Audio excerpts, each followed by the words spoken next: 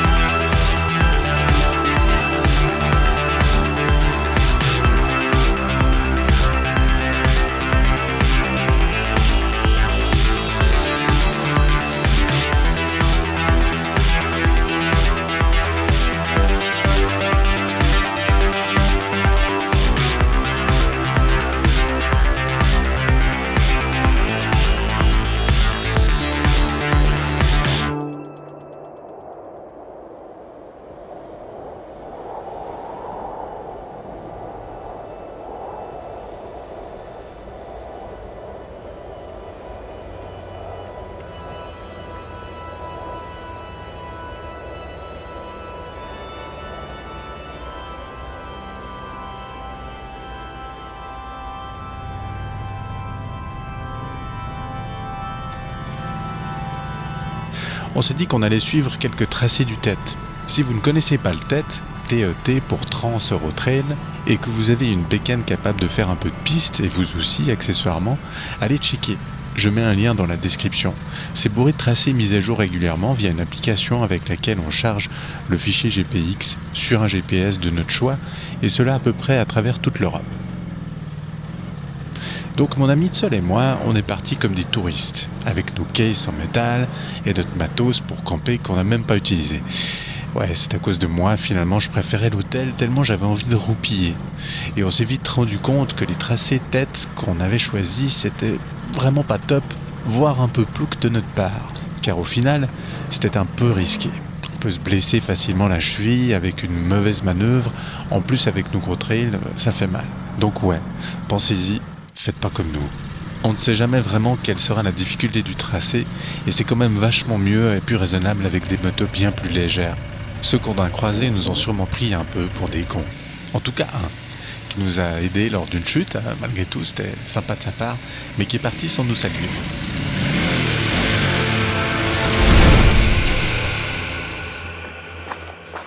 Bon, là, je sais pas où il est. Mon ami de solaire. Donc je marche en arrière pour voir si je le vois. Je suis en train de marcher un bon bout là. J'espère que tout va bien.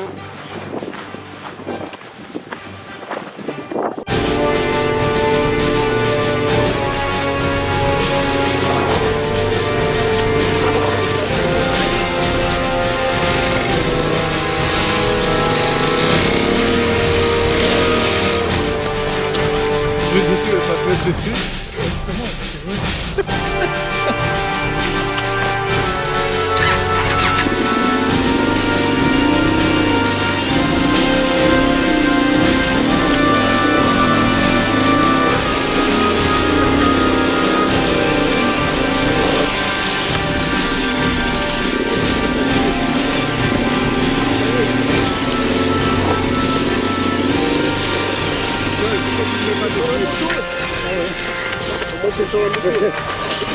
Merci.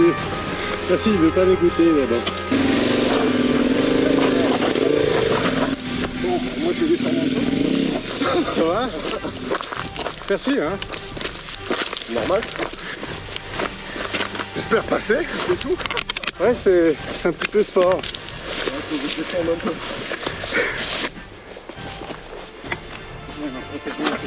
Pété aussi. Ah, il est pété? Ouais. Je sais pas si j'ai pris mon gros stretch.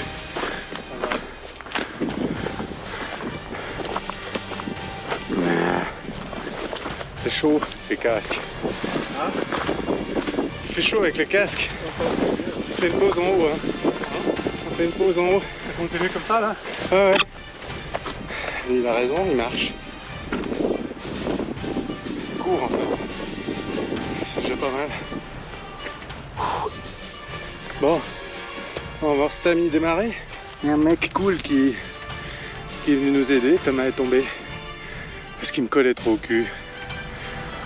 Donc ouais.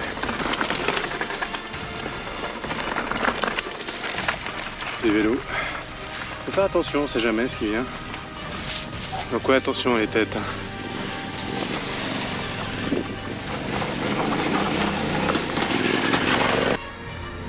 Ça joue, toi? Ça va? T'as de l'humidité dans le casque.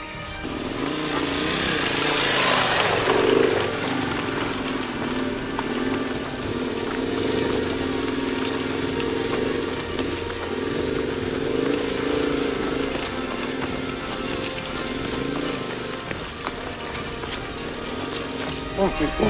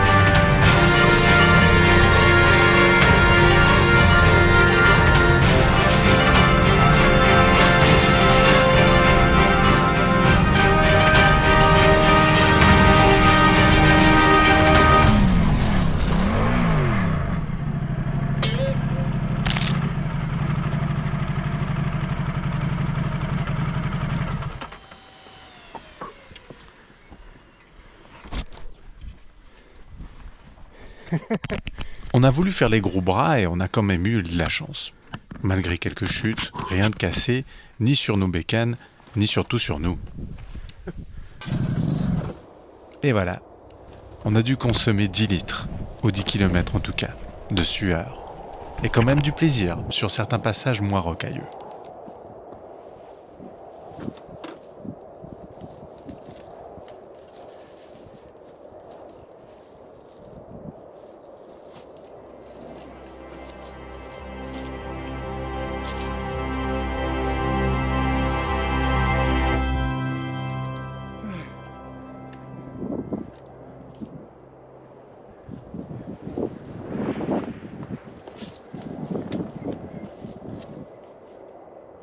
Merde, j'oublie la béquille.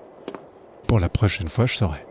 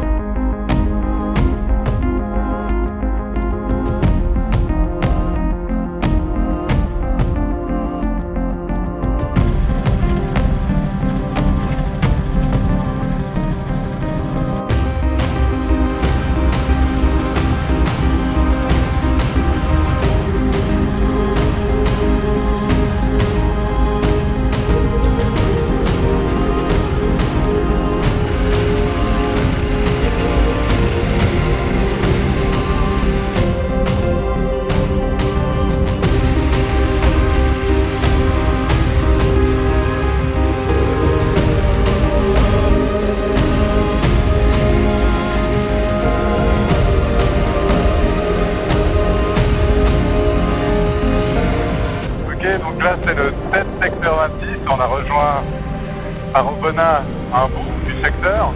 Mon ami autrichien derrière moi, très content d'être là aussi balader. Donc il fait très beau, il fait assez chaud. Mois d'avril, week-end de Pâques 2022. Deux cyclistes en face de moi, mais ces cyclistes comme ils conduisent.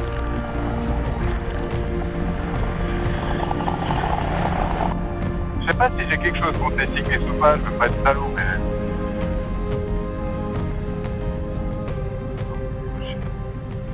Je vais vérifier mon itinéraire. Oh, je sais pas par où passer. Ah ouais, c'est pas bien indiqué là. On voit pas très bien par où passer toujours. Ça reste lisible, hein. Au bout d'un moment on voit qu'on n'est pas sur la bonne route et on prend le chemin. Et là, ça a l'air d'être bon.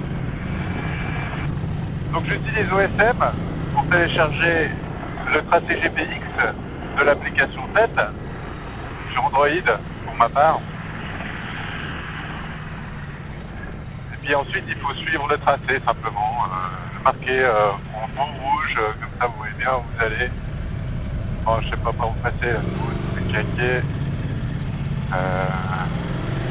Pas toujours top, hein. Quand il y a beaucoup de bifurcations des routes. Ou dans le doute, on reste sur la principale. Je suis quand même juste nouveau. tant mieux. Ah ouais, fais attention hein, quand on regarde son GPS.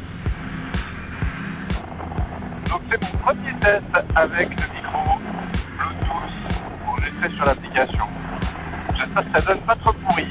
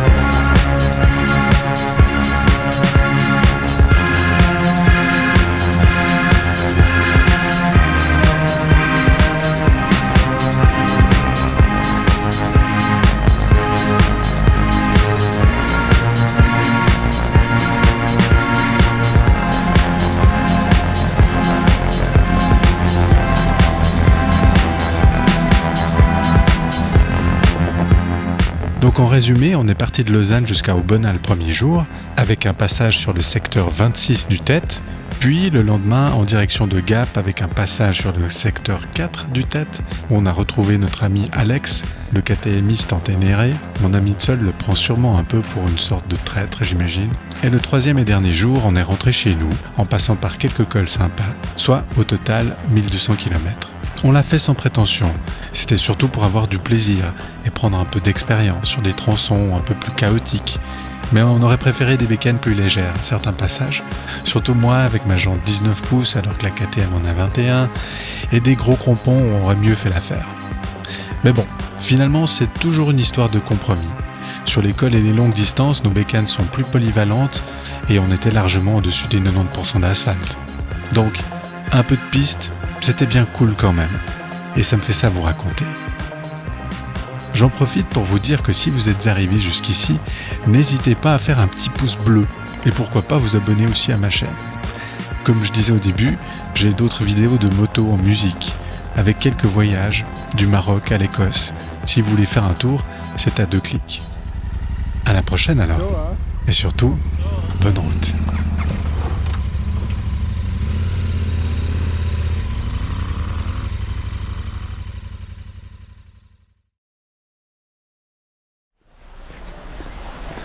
Bon bah, on est à Gap. On a roulé comme des... On n'a pas fait beaucoup de kilomètres, mais la piste ça crève. Et chaque fois qu'on vient à Gap, on va bouffer un burger à l'authentique. Et c'est chaque fois on vient ici, on mange là-bas. On connaît rien d'autre. Écoute, moi j'essaie de récupérer un peu ce que t'as cassé avant. C'est fou ce qu'il est sympa, Tom. C'est toujours sympa. Qui voter? Voter tomate solaire. L'Autriche, il n'y a rien que